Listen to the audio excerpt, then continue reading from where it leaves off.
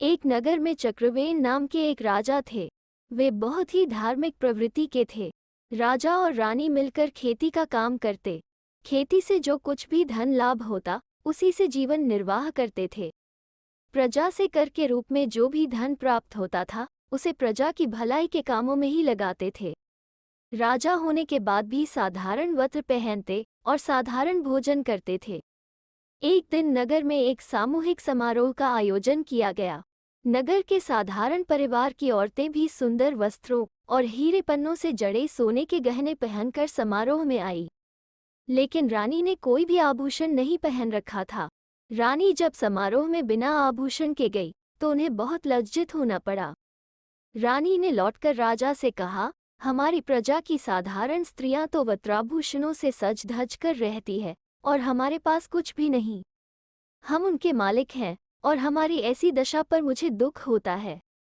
रानी की बात सुनकर राजा बोले, देखो, प्रजा से आया धन हम अपने काम में नहीं लाते और जो खेती से कमाई होती है वो तो घर में खर्च हो जाती है।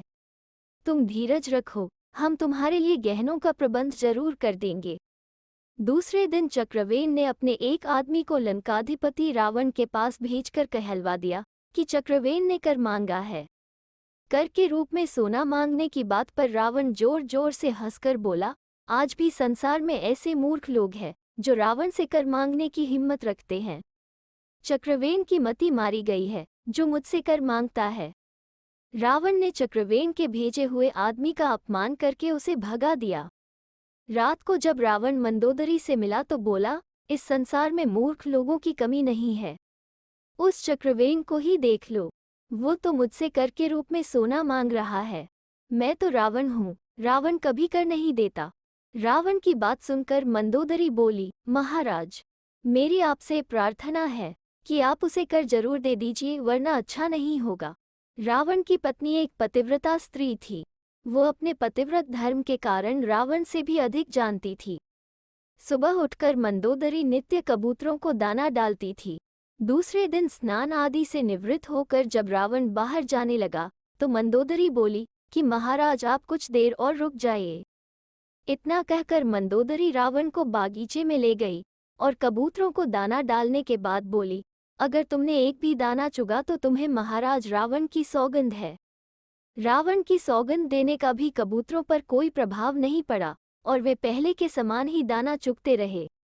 रावण मंदोदरी की बात को समझ नहीं पाया और मंदोदरी से कहने लगा कि पक्षी रावण के प्रताप को क्या जाने।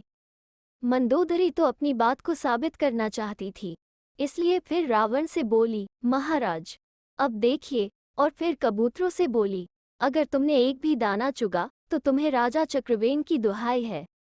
मंदोदरी की बात सुनते ही कबूतरों ने तुरंत दाना चुगना छोड़ दिया। केवल एक कबूतरी बहरी थी, उसने दाना चुग लिया। कबूतरी का सिर कट गया क्योंकि उसने मंदोदरी की बात को सुना नहीं था। रावण ने मंदोदरी की बात नहीं मानी और सभा में चला गया। रावण जैसे ही सभा में पहुंचा तो चक्रवेन का भेजा हुआ वही आदमी फिर आकर कहने लगा, महाराज, आप कर के रूप में सोना देंगे या नहीं? यदि आप कर नहीं देना चाहते तो मेरे साथ समुद्र के किनारे चलिए। रावण किसी से नहीं डरता था, इसलिए वो उस आदमी के साथ समुद्र के किनारे चला गया। समुद्र के किनारे जाकर चक्रवेन के आदमी ने बालू से लंका की आकृति बनाई। लंका के 4 दरवाजों के समान ही उसने 4 दरवाजे भी बनाए। रावण ने बालू से बनी हुई लंका की उस आकृति की बड़ी प्रशंसा की। चक्रवेन का आदमी अब रावण से बोला, अब आप मेरी तरफ ध्यान से देखिए। महाराज, चक्रवेन की दुहाई है, कहकर उसने दरवाजे पर एक हाथ मारा और दरवाजे को गिरा दिया। बालू से बनी लंका का एक दरवाजा गिरने के साथ ही असली लंका का भी एक दरवाजा गिर गया। अब वो आदमी रावण से बोला, या तो चुपचाप कर दे दीजिए, वरना आपकी सारी लंका को यहीं बैठे बैठे गिरा दूंगा और आप कुछ नहीं कर पाएंगे। रावण ये देखकर चक्रवेन के आदमी से बोला, तुम्हें जितना सोना चाहिए ले जाओ, पर इस बात को किसी से मत कहना। इस प्रकार रावण ने उस आदमी को कर के रूप में बहुत सा सोना दे दिया। कर के रूप में प्राप्त सारे सोने को राजा ने रानी को देते हुए कहा कि तुम इस सोने के बहुत से गहने बनवा लो। ये सोना हमें रावण के यहाँ से कर के रूप में प्राप्त हुआ है। रानी यह सुनकर आश्चर्य में पड़ गई कि रावण ने कर कैसे दे दिया। रानी ने तुरंत कर लाने वाले आदमी को बुलाकर सारी सच्चाई जान ली। अब रानी अपनी गलती पर बहुत शर्मिंदा थी। वो राजा क्षमा मांगते हुए बोली, स्वामी, मेरा असली गहना तो आप हैं। पति के कारण ही गहनों की शोभा होती है। पति के बिना गहनों की कोई शोभा नहीं। जिसके प्रभाव से रावण भी भयभीत हो जाए, उससे बड़ा कोई गहना नहीं हो सकता। मुझे आपके सिवा और कोई गहना नहीं चाहिए। इतना कहकर रानी ने सारा सोना रावण को लौटा दिया और कहलवा दिया कि महाराज चक्रवेन रावण का कर स्वीकार नहीं करते। भरत क्षेत्र में शकट नाम का एक देश था। इसी शकट देश के सिंहपुर नगर में सिंहसेन नामक राजा था। उसकी रामदत्ता नाम की गुणवती और रूपवती रानी थी।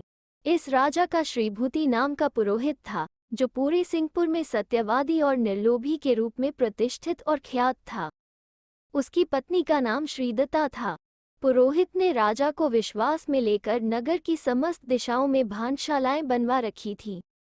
वो व्यापारियों का विश्वास पात्र बन गया था, अतः व्यापारी उसकी भानशालाओं में धरोहर के रूप में सामान रख दिया करते थे। एक बार सुमित्रदत्त नामक व्यापारी, जो पद्मखंड नामक नगर का निवासी था, व्यापार के लिए सिंहपुर में आया हुआ था। उसने अपने 5 रत्न श्रीभूति की भानशाला में रखवा दिए और अधिक धन कमाने के लिए जहाज से दूसरे देश को चल पड़ा। किंतु दुर्भाग्य से मार्ग में ही उसका जहाज डूब गया, जिससे उसका सारा माल भी डूब गया। निराश होकर वह लौट आया। श्रीभूति से उसने अपने 5 रत्न मांगे। पुरोहित मौका देखकर धन हड़प लिया करता था। उसने सुमित्रदत्त को भी रत्न वापस करने से इनकार कर दिया। अंततः सुमित्रदत्त ने राजसभा में फरियाद की, परंतु राजा पुरोहित को सत्यवादी और निर्लोभी व्यक्ति मानता था। उसने सुमित्रदत्त पर विश्वास नहीं किया। सुमित्रदत्त अपने साथ हुए इस छल से अत्यंत दुखी था। बदले की आग भी उसके मन में दहक रही थी, किंतु वो विवश था, लौटकर जा भी नहीं सकता था। अतः राजमहल के समीप ही वृक्ष पर चढ़कर वो गुहार लगाता था, महाराज सिंहसेन, दयावती रानी रामदत्ता, राज्य के समस्त दयावान सज्जनों, मेरी प्रार्थना सुनो। मैंने अमुक मास में, अमुक पक्ष के, अमुक दिन श्रीभूति की सत्यवादिता से प्रभावित होकर उसके हाथ में इस प्रकार के 5 रत्न दिए थे और वह इससे मुकर गया है। रोज प्रातः आकर वो विलाप करता।